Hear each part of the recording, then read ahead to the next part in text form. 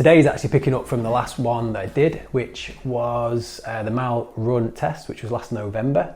That's gone quick, and we're going to retest it today. And I'm just going to chat a little bit about what I've been doing. Recently did a body comp phase where Jay would coach me through. It was a 13-week cut, which you can see there.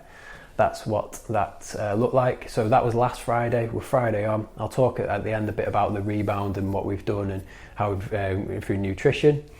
I'm giving my Hoka's the last run out today. So I had the Hoka Rincons for the past year. I really, really like these. Very, very cushiony. Just because people have been asking me about footwear and what I use. So I went for these, but I've changed to a different one. I actually had a gait analysis last week, and that told me what shoes to go for, which I'm excited about.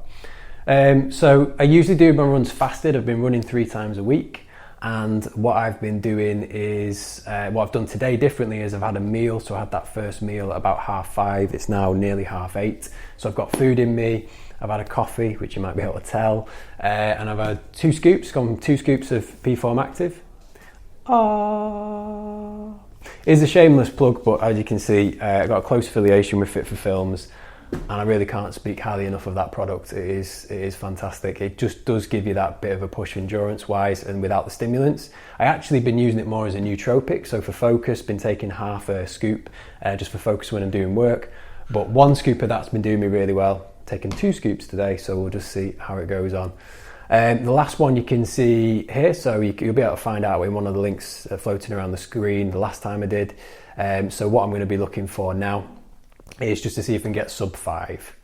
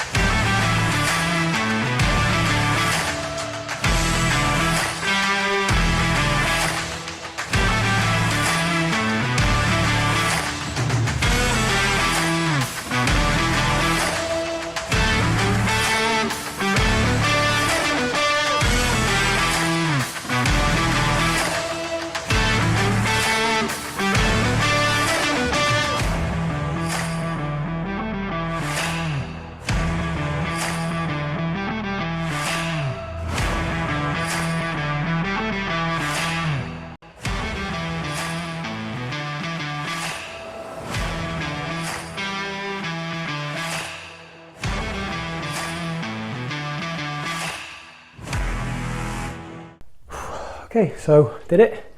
4:58.5, so just underneath. First couple of minutes were quite comfortable, but I've trained for that, as in you don't really do the first 2 minutes. You just got to get to the halfway spot.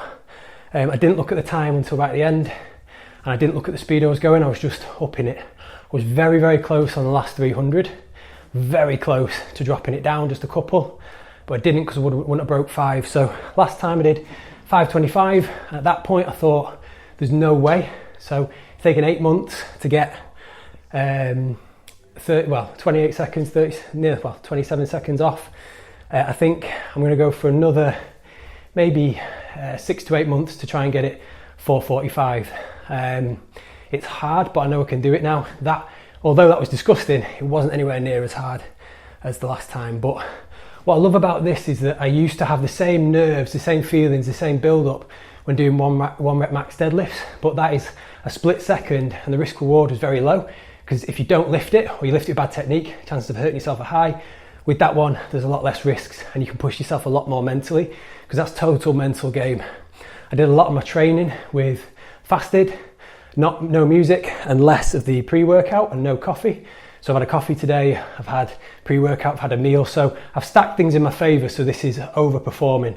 I like to do most of my training with a disadvantage, so in other words fasted and no pre-workout. So yeah, but no, really enjoyed that, and it's just now set a new target and go again. Thank you for watching. If you liked it, hit like. If you don't want to miss out on any of the blogs and the mobility and stability tutorials, make sure you hit subscribe.